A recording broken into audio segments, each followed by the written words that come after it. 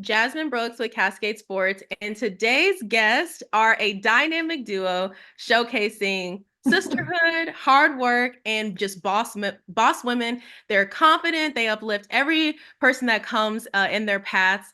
And so let's welcome Sarah Dial and Melissa Zwilling. Zwilling. Yeah, it's a hard Oh my one. gosh. Melissa, I've never said your last name before. And as I said it, I was like, that You're don't even pretty good for the first try. Yeah. fabulous. Okay, so let's just go ahead and get into it. Ladies, just share a little bit about like your upbringing and childhood, and how you got into volleyball. Like, just give us a backstory about all of that. I'm gonna let Melissa start. Sure. Yeah. We grew up in St. Louis, Missouri. So South City is where we grew up. We grew up in a very competitive sports household. So we have two older brothers. Our dad coached soccer for 20 years, and we any sport that was available to us, we took advantage of, and volleyball kind of became the sport that we loved the most. And I said moving into the volleyball competitive space, we had a coach in our grade school who had started like a parochial league. So it was 6th through 8th. It was actually the first time we got to be teammates together. She was 8th grade, I was 6th grade. But we got to try out. It was our first kind of like entryway moving into what club sports could be or would be for us eventually. But yeah, so it just kind of became the sport that we loved the most. And we liked it because our brothers were soccer. We were soccer, and it was kind of our own thing. So we gained a love of it and decided to move into the club space. And Sarah was first. So she was very introverted and made me her lifetime pepper partner. So until she got comfortable, but she was super competitive up front. So she wasn't going to let that stop her from competing, but I was her go-to pepper partner for a long time. So I kind of grew a natural love of it from playing together and then just being competitive. This is exactly what we were like in 5th grade. Yeah. I just sit here. I did all the talking because I knew she was nervous. So, But yeah, when we started playing together. I went to a tryout and I made her come down and pepper with me because I was too nervous to ask for someone to be my partner. So yeah, I've obviously evolved from that, but barely, but have evolved a little bit. Yeah. Yeah. so there was a story there that you told me when I was your assistant coach that resonated with me that I thought was really cool. Is about you and Melissa when you guys were in high school being together and winning state, and essentially just being able to gather and rally a group together, and take control and still like achieve. So can you guys talk a little bit about your story of winning state in high school? Well, I got second at state. So when I was a freshman, I made varsity, and then every year we got further and further into the tournament. And then my senior year, we got 2nd together, which was awesome. And then I graduated, and they went on to win the next 2 years. Yeah. So the program built from my freshman year all the way through, and they were so good. They had a good like my class was almost that played volleyball was almost my entire club team. So we were very lucky. So, and we had all played together for years, and it was just that bond and that intuition you have when you know how to play next to somebody or you've played next to somebody such a long time. We could give each other a look and we know if she needs to be picked up or if she needs to be pushed. Like, so it was just that our whole team had that connection. And so it made us very confident and stepping on the court and having each other's back, because there's nothing better than when you're feeling confident and I know the person next to me has got me, and vice versa, to go out and just play. Yeah, my senior year, I moved from outside to right side. So my sister ended up being like essentially took my spot. But our coach was very like, I felt like he kind of handled it well. I agreed to move, and that made our team stronger. And I felt like that's why like it helped our team a lot. It did. It was very awkward and uncomfortable because it's your sister. Because one, you're fighting for a spot that's like you're working to earn this spot, but you earning that spot means your sister's not getting the role that she's been working for. So we kind of learned to battle through that. I think we just silently ignored it for a while because it was hard to talk about because we're both so competitive. But I think Well, we're selfless though. Yeah. It was and about the team for sure. It was. Yeah. Yeah, I mean, there's news articles where she's just talking about how great I'm doing, and I'm like internally crying because one, I feel, you know what I mean? It's like you want your sister to have these things, and then you're also excited because you're doing well at that time. So it's good. I think what's really cool, that makes sense why you guys work so well together now, and just it all makes sense when we think about the accolades and the coaches that you are. Both Sarah and Melissa coach, well, Sarah's co-director of Pohaku, and Melissa is Sarah's assistant. And Pohaku has seen a lot of success since the founding in 2020. We'll talk a little bit more about that later. But I want to talk about like just developing elite athletes and young women in general. Um, so when we look at just USA volleyball, that is where the best of the best come to compete, where the nation's top collegiate coaches come to recruit, and where the path to the Olympics and the Paralympics begins. So USA volleyball is just the place where everyone is, the topper at. Some of the things that I've noticed being your assistant, Sarah, in particular, is that you don't overcomplicate teaching or coaching. And what I thought was really cool was that your U13 team made history by being the runner up, and they earned a USAV national bid. It was the first number 2 team to qualify at Power League. They had a third place finish at the Windy City tournament, and then they finished in top 30 at the USAV Nationals. So developing is really big for you, but also you guys have lived it out as to what it means to be a player and to be developed. And so as you think about your 13s team that you coached years ago, what were some key strategies or moments that helped you transform that 13s 2 team to essentially getting a bid? Yeah, we actually talked about this a lot because it's been a while. Yeah. I think for us, we never, like from the beginning, we never saw them as like a twos team or a lower level team. They are what people think to be a lower level team. We knew the players were elite, and just in that situation, they were on a twos team. But we never thought about it like that ever. So we trained them. How they deserve to be trained from the beginning. It was never you're less than or anything like that. It was just we get to the gym, we get to work. And that was it. We set high expectations and the girls met them. And also the girls and the families bought into the culture that we were trying to create. Yep. So yeah, I would say that was probably the biggest thing, just the buy-in. Yep. Yeah. I think with that buy-in, also, it's like you're building and you're grabbing their trust. And then from there, that turns into creating and building this winning mentality. You all are no strangers to winning as coaches and as players, which I think is so cool to see them both come together. Sarah, you were a senior year add to the second team All Metro. You were first team All District, AAA Conference Player of the Year. Melissa, you are in the Hall of Fame at Webster University. And you are also in the Bishop Dubourg, HOS. Yeah. Okay, look. Got you. And then addition to that, I mean, you guys have won state championships, and just are leaders as players, but also as coaches. And so winning obviously doesn't happen by chance, it's cultivated. So what goes into instilling a mindset of success aside from the buy-in that you guys were mentioning? I think we as coaches just focus, and I think we did this as players too. We didn't focus on results really ever. It was always about working hard at practice and the training. I think that's the biggest part because when I first started coaching, I was very concerned about results and I just wasn't happy coaching. And I've definitely a long time later, I feel like I understand that now. And we just focus on the training. Okay, yeah, I think we trust our process, and we know when you're focusing on that, the results are going to come, and that comes consistency with discipline, with training. That's how we trained ourselves, and the results just start coming. Your opportunities are going to come. So that's the mentality that we've had and how we hold the standard that we have for our teams.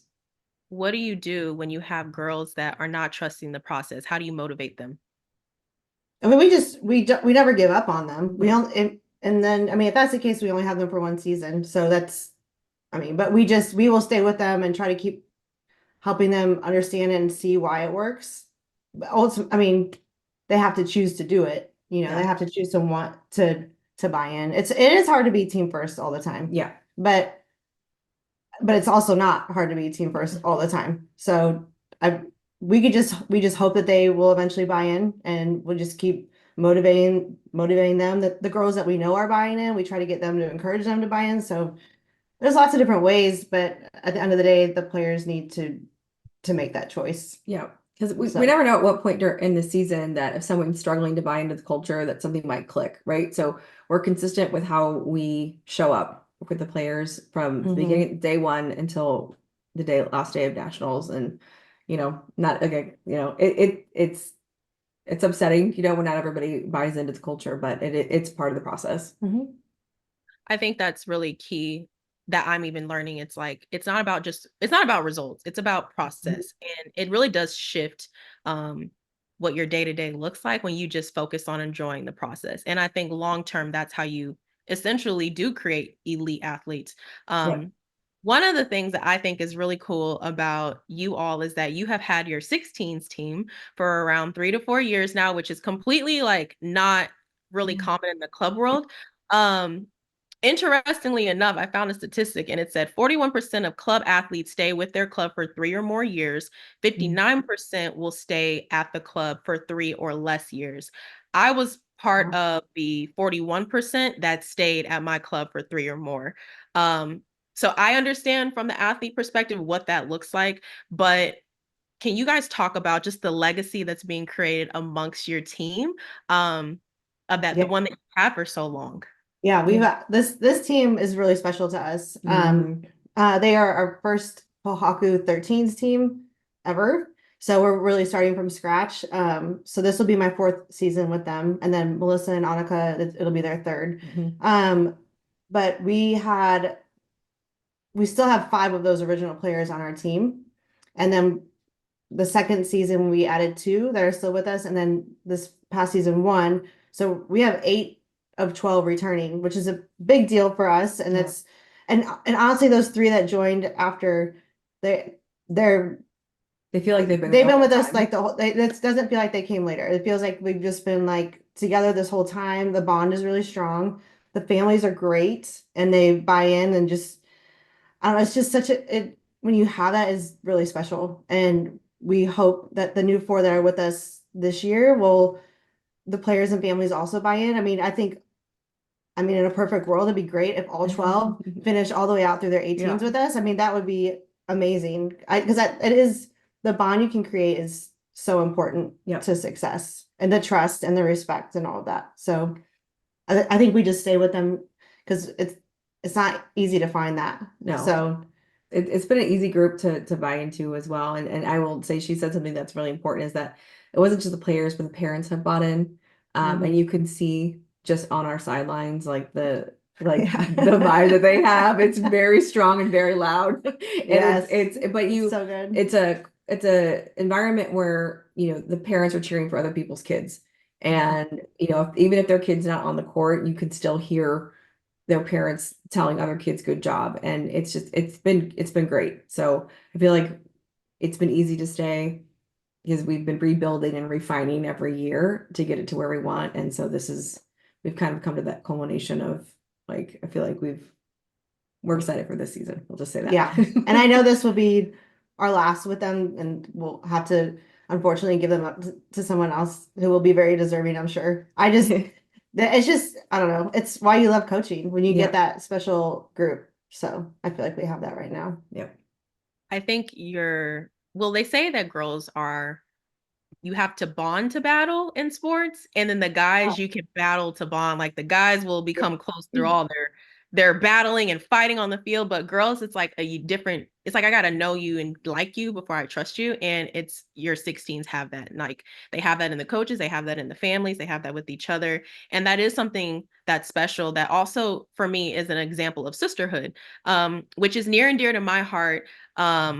and I kind of just want to talk about like the power of sisterhood and how that relationship has driven success. I see Melissa as the ultimate hype woman and supporter. She is I think, a prime example of what it means to be a confident woman, and someone that I look to as whenever I think about being encouraging, being a sister to someone, I just see you as being that great example. And you balance Sarah very well, Melissa, because I thought it was funny. Like when I first met Melissa, I was like, oh my gosh, she has like all the energy like me. And then when I see Sarah, Sarah's like very focused, very like, on time, on task with everything. And So so right. you guys balance each other out. How long and how many teams have you guys coached together? So we talked about this yesterday. So 7 years, maybe a little plus, Yeah. and five 5 teams. teams. But I will add to what you just said though. Melissa's also very organized and she's a boss lady. We just like we work well together because there's never like a power struggle. It's not, we just respect each other. It's important for me that I have people coach with me that I trust. Yeah. And I obviously trust her. And I know she'll tell me what I need to, not need to hear, but what needs to be heard, I guess. And we have whole conversations without talking on the bench.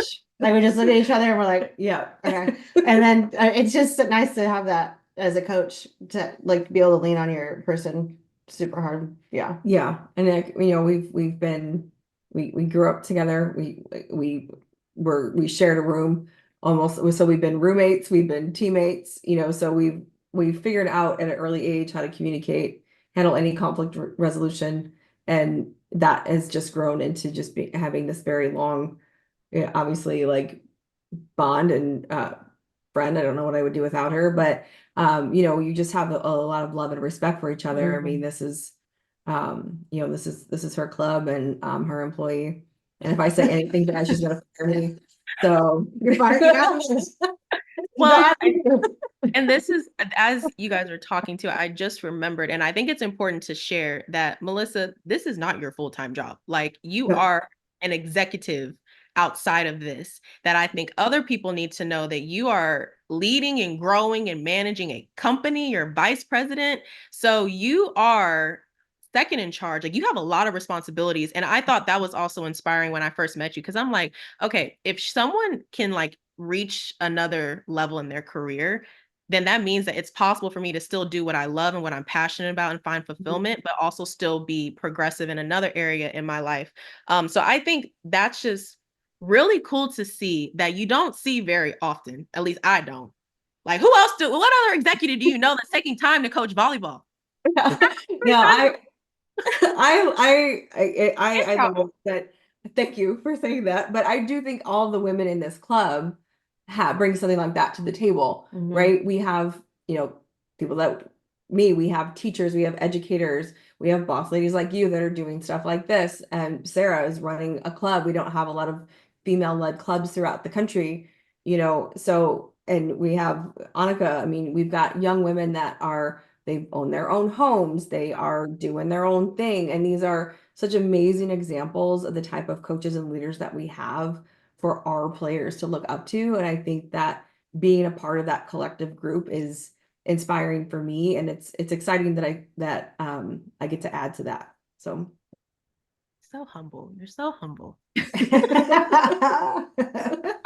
One thing that I think is really cool is that you all don't just talk about it, you are about it. What I learned when I was with you, Sarah, which I learned so much, is that I had given just a small like piece of a suggestion, and I would instantly see that suggestion being taken and done. And I was like, you know what, that means that a lot of us are not listening, active listening, because when people talk, like they're sharing what they, essentially, like I'm sharing you for action to be done, not to just throw it out there. And I hadn't realized how valuable that was until that was given to me. And now it transforms how I interact with other people, from in my career to just with my kids. So with that being said, like you guys are women of action, of your word and production. So countless athletes also in the sport of volleyball, they will play and they won't see significant growth, but you guys have a club that is seeing growth. So how have you can you talk about how you have gotten to the point of being coaches that demand excellence without being demeaning? 100%. Yeah. Demeaning I don't think it works. No. And if you're, fear-based yeah, leadership is not our style. we're not like, we don't want girls to come to practice, not want to come to practice. And if we were raised, it was demanded of us. It wasn't, nothing was handed to us. So like, if you didn't like your playing time, you didn't, I don't know, our parents like call the coach. They didn't complain about the coach. They do better, work harder. That was how we were brought up. And I don't think there's anything wrong with that. But we also weren't afraid to go like do the work.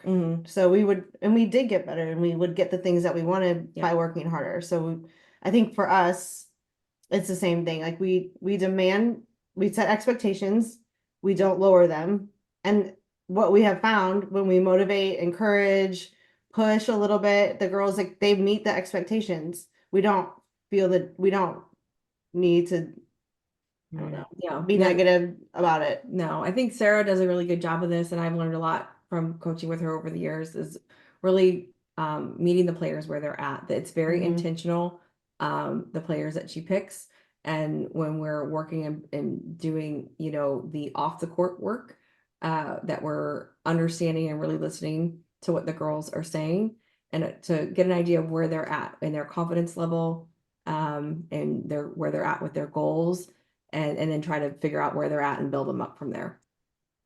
Yeah, we do. We talk with them a lot. The communication, we talk a lot. I mean, I am not naturally a talker, but with the girls, we do. Like, you got to keep the communication. We don't know what's going on in their days, and we try to keep that door open if they want to talk. And then, I don't know. I feel like we're just consistent with our expectations. The girls, we build trust, and we respect them. We show them respect. They show us respect. And so it's easy. I feel like we create a good environment where they want to work their butts off. And they're okay to like come and be themselves and work hard, be able to make the mistakes. Okay, how do I get better? What do I need to do, coach? Then we talk about it. It's just, it's like two ways. Dialogue. Yeah. I love it. Yeah. It's good. I don't know. Did I miss a part of that? No, I think you're good. Okay. You nailed it. We talked about this a lot the other day. We were like getting into it. We talked for hours. No, that's really, I think sometimes as coaches, we overcomplicate things, but it's really not overcomplicating. Like, it's just be consistent, build relationship, the soft skills takes us really far. Something that I think is also really unique about your coaching journey, is that you, Sarah, have been to nationals every year consistently, with a minus 1 year over the past decades. Past decade or so. That is not old at all. And Melissa, I don't know if you were her assistant throughout the entire time. You mentioned you guys had coached for 7 years. I was there all year but one. The only year that I did not, a season I was not there, was the COVID, or the there was 2 years that you weren't there. But the 12th year, yeah, that's right. Because I hadn't moved down to Kansas City yet. That's the only reason I wasn't there. Okay, so the other team, I wasn't on it. Y'all are winning nationals every year except for one, right? That is part of your regimen, your schedule, and essentially that is that's saying.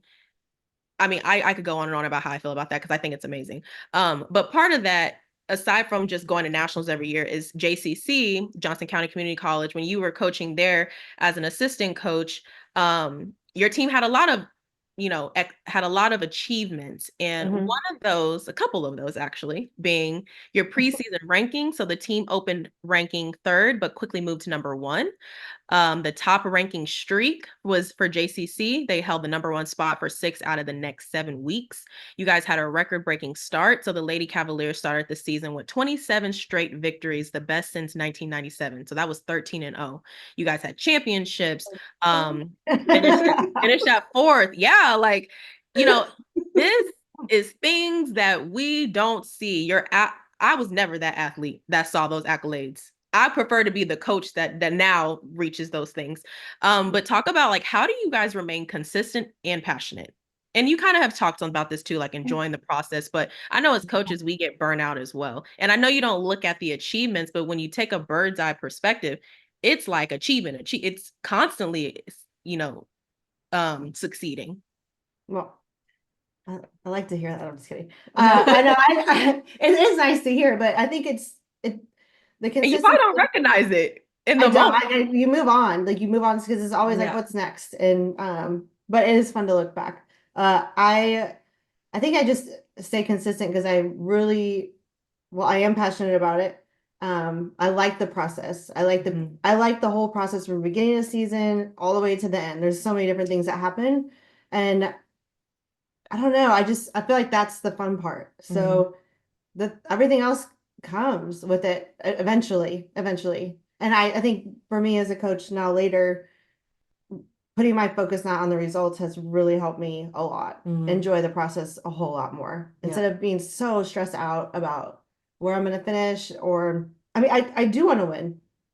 Everybody wants to win, right? But I don't want to get burnt out. And I think it's important to remember why you're coaching and the connections with the players, the relationships you build, especially with the older girls, because they go through a lot in that time. Like it's awesome, So it feels easy to stay consistent when I'm just focusing on the process.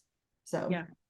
I think it helps too that you all are consistent individuals. So you as like your coaching shows up like that discipline is actively being shown in how you work with young athletes. What's interesting to me and what I really love is Pohaku. You guys are building a premier club. It has a special place in my heart. This is my third season at Pohaku, and I have found family, community there, and have learned a lot, which has changed ultimately my coaching career. But you guys have 7 teams. You have a Pebbles program. There's 21 coaches, 19 are women. So it obviously is why we see a lot of women empowerment. And 2 are males, which is the directors. And then lots of girls are committed D1. You guys are winning national championships. Athletes are driving sometimes an hour just to come to practice. It's truly a privilege to be a part of Pohaku and the culture that you all are setting. So can you just explain what does Pohaku mean and how talk about the legacy that you all are creating? Well, Pohaku means rock. Conan and Tui, the 2 males, had asked me to partner with them at the very beginning, and to me that was a no-brainer because they're 2 guys that I respected, and to be able to like be one of the directors with them and create something that we were super passionate about was awesome. So rock, creating a solid foundation for the players. That's what it means. And then the legacy, I think, and I don't want to speak for the guys, I'll speak for myself. For me, working with the female athletes is helping them find their voice, their confidence. It looks different in every person. I'm introverted. She is not. But we can both be leaders in our own way, and it's helping the girls, no matter what their personality is, find that. Yeah. And obviously, we want, volleyball is the biggest part of it. It is a big part of it. The biggest part of it for me is like the relationships and empowering the girls that we coach that come through our club. So what she said. Has there been a coach or athlete who's had a legacy on you that still influences who you are today? You want to go first? Sure. Okay. Yes. My club coaches, so the culture that our team now and our original 13s team that emulates, these are the 2 people that made me realize that was possible. So it was John Gibbs, Kelly Brooks.